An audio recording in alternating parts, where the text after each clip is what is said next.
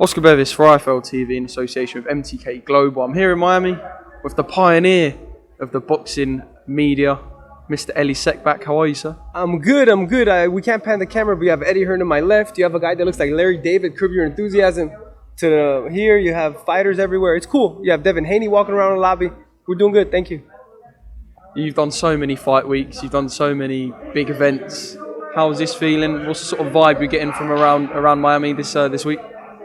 It's very exciting for a lot of reasons. Demetrius Andre, one of the biggest personalities in boxing, he's fighting.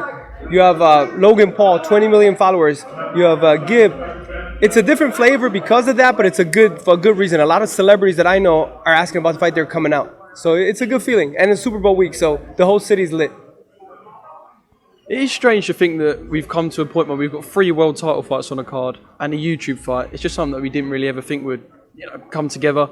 How do you think the YouTube guys have taken to the professional boxing game?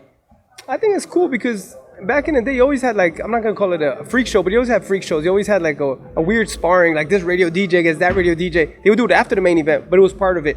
And you did have celebrity boxing with Manute Bull. Shane Mosley did some. Oscar De La Hoya he sparred Shaq. I think it's good for boxing because I go to a lot of amateur gyms, and amateur gyms in the U.S. are packed because of this. It's a good impact because now kids are into it, and it's opening up the doors. Will it last? We don't know, but for now, it's good.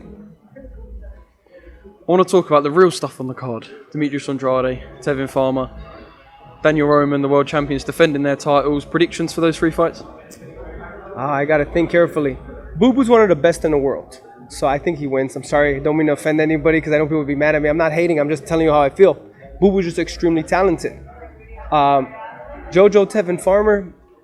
Jojo, I talked to his coach Joel Diaz, and they told me it's a do or die for him. If he does not win this fight, he's not going to get another chance. That's how they feel.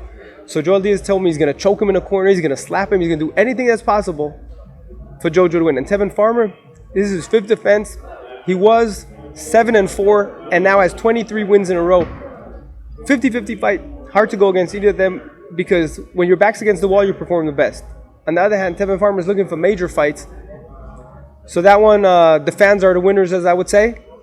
And what was the third one you asked me about? Oh, Roman. Oh, man. Kaka Roman.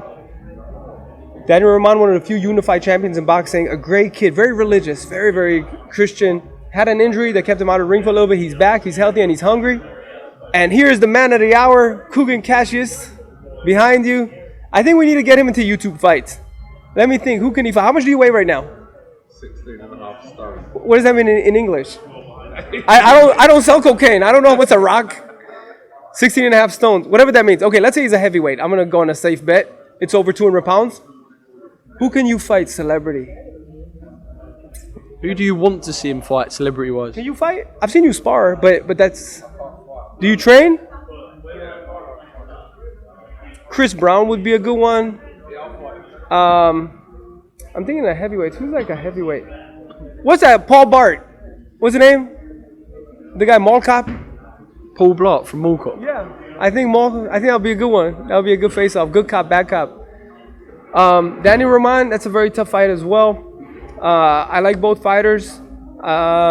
If Kaka wins, the kid from Uzbekistan, MJ, he will be the first fighter in boxing history to win a unification in 8 fights. Never been done before, to be a unified champ. So, very exciting fights. You do not want to miss it. Bringing it back with Mr. Elie Seckbach. Reporting. This is what we do. I mean, I had to change the battery, had a bit of a disaster, but you told me that you once sat down with Mike Tyson for 20 minutes and the mic was off. I've had a few mistakes in my career. It's one of the biggest ones. That's why I don't like to use mics because the less you use, the less headache. So, I'm interviewing Mike Tyson.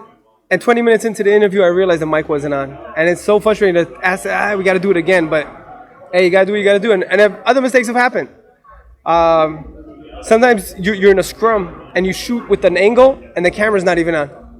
Because, you're holding it without looking. But for the most part, things work out. But you do have hiccups. And this is what I learned the lesson. I interviewed a gentleman that was locked up in jail for 27 years for a crime he didn't commit. Latino kid, shaved head, mustache, was at home watching boxing with his dad. Police picked him out in where they put up the suspects on the line. They just picked him up and he was accused of shooting and killing someone. 27 years later, the cops admitted that he did not do the crime, that they lied, the sheriffs in LA. So I posted the interview on ES News. So I asked the guy, how do you survive 27 years for a crime you didn't commit? And he said, Elie, you gotta keep it 72 degrees at all time. That's room temperature. You don't go too crazy when it's bad. You don't go too crazy when it's cool. You just keep it cool. So when you do this job, it's like you're in jail for 27 years. You keep it 72 degrees. Mistakes will happen. People will be mad at you. Cameras will break. And then you're gonna have days where things are amazing and you get everything. So don't get too excited when it's great. Don't get too down when it's slow. Well said. Now, like I said at the start, you're sort of the pioneer for the internet boxing media, guys. I guess. It's grown massive. I mean, what do you make of it now? I mean, there's so many channels, etc. It's always difficult when you're the first to do something because no one knows how to digest you because they've never seen it before. So I got credentials taken away. I got thrown out. I got hated on. All the old school reporters that would use tape recorders would tell the promoters and the PR people, don't let him in, don't give it. And it was a struggle in the beginning, but all that negative pushed me to work harder. Oscar, I wanted to do better because they said I can't do it. Would I like people in boxing to be more professional? Yes, because a lot of people just come in now, they don't go to school for journalism, they don't have the background, they don't know the codes, rules of regulation, ethics. Before boxing, I covered the NBA for 10 years. So I had a lot of experience working at the highest level. NBA press conference, 10 a.m. is CNN, Sky News, Yahoo, the major news, LA Times, New York Times, Washington Post. Boxing press conference, 11 a.m. is a circus. It's a lot of personalities that sometimes they're not all there. Not everybody, but they'll push. You'll do an interview, they'll run over and roll on it. All kinds of weird things that maybe not in the UK. I don't know if that happens, but here it happens. It's great to see boxing evolve because when I switched from the NBA to boxing, people told me it's career suicide. They said, Elie, it's the worst mistake you could do. Why you going from covering Kobe and LeBron and Kobe, Shaq, LeBron to covering boxers we never heard of?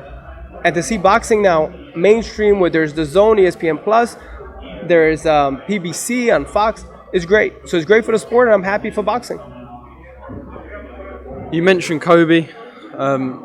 You done some work with Kobe 10 years ago, didn't you? Was it around 10 years ago? I remember, of course, he passed a couple of days ago.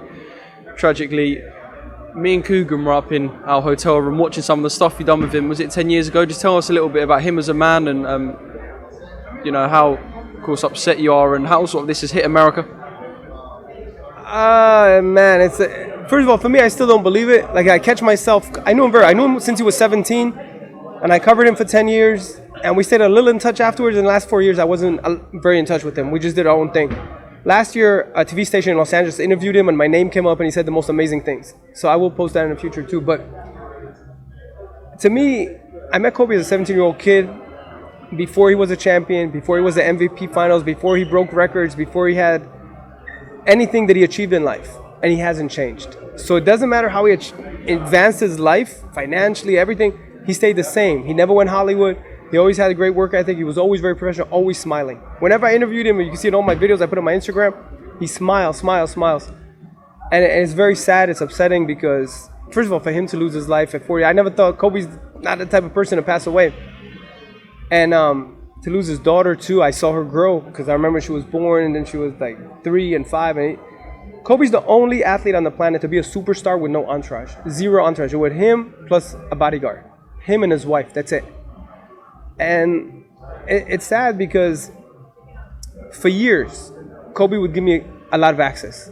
Kind of like, let's say you say Coogan and Eddie, right? They have a great relationship and Eddie gives him more than he would give, which is good. You want to have that great relationship with the right people because Eddie sees something in Coogan that he gives him it.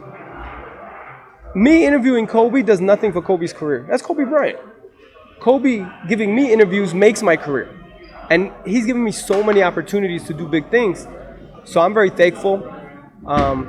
Everybody in Los Angeles is taking it. Kobe was part of everyone's family.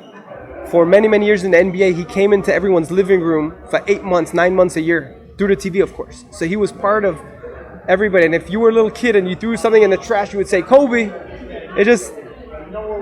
It's very hard to be a superstar, and Kobe managed to stay above it. They kept comparing him to Jordan. Kept saying, is he the greatest? To me, he's the greatest because I saw him grow. But it's him, Jordan, and LeBron is the best ever. But it's just very tragic, very sad. Like I said, to me, it still doesn't feel real. I'm getting calls and text messages from all over the world. And people that usually don't follow sports. People who are like in the world of science. People that I know from different walks of life, and that hit them. So every day people are reaching out to me, how are you doing? Can we do anything to help you? I mean, I'm cool. I mean, it's sad because he was a great person, and you never want to see someone great, regardless. Even if he never touched a basketball, he's still a great human being, and it's very sad. And I feel very bad for his wife Vanessa and her other kids. It's just very tragic. Yeah, of course, our thoughts with Kobe and his family at this time. Right, to the boxing. Boxing has grown so much. Like I said, you're the pioneer of the boxing media. The boxing media has grown, but as a sport, it's grown. It's probably the second biggest sport, I'd say, in the UK after football now. What's the growth been like in America? Tremendous too. Like I said, I go to a lot of amateur gyms, and the foot traffic in the amateur gyms is great. Gyms are buzzing. A lot of new gyms are opening up, and they're opening up 2 and 3 branches. So there's a lot of good things happening with boxing here. Forbes magazine did the list of highest earning athletes. Mayweather #1, Pacquiao #7. So obviously they're making money in boxing, and it's a very popular sport. People love boxing. A lot of other athletes, other celebrities, they love boxing. But boxers don't follow their sport or don't follow celebrities. It's just funny to me because I was at a major celebrity event a week ago. And you had names like Adam Sandler, the 3 biggest baseball players. I don't follow baseball, but MVP of the baseball league and other 2 candidates, and major actors, and Victoria's Secret model, Sports Illustrated #1 swimsuit model. They are all boxing fans. But if I line them up in front of boxers, they'll probably only recognize Adam Sandler. And I asked him, Adam, who's the best coach in history? And it's on my Instagram and my Twitter and YouTube. And he yells out, Joe Goosen is the #1 coach. Joe coached him for Don't Be with the Zohan. What's that? Don't Mess with Zohan? He learned boxing from Joe Goosen. So he goes to fight. So there's Coogan right there behind us. Big man. So yeah, it's the growth is good. Fights have to be good. You can't fool the public. And it has to be fair. The judging has to improve because you see who wins and who loses, and the A side gets the W, which is kind of messed up. Which should be fair. Just be fair.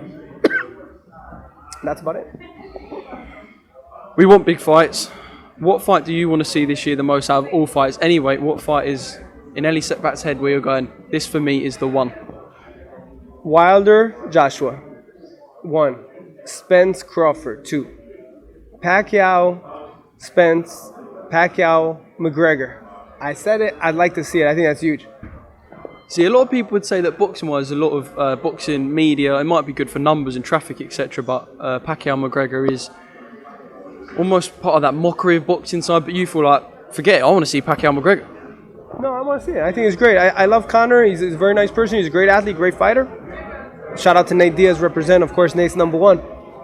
But I think it'll be good. And he wants to fight for a belt. Manny has a belt, so that would be great. And it would be good for Pacquiao to get like a nice little win there. You said Wilder Joshua, but first we got Wilder Fury. That's a big one on everyone's lips at the moment. How does that go? I'm a big supporter of Wilder. That bazooka he has in the right hand, sorry, I'm a southpaw.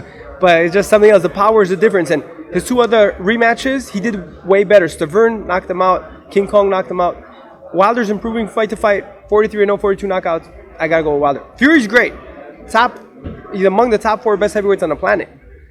But the power is the difference. And you can't teach power. Just before I let you go, I've got to say one thing.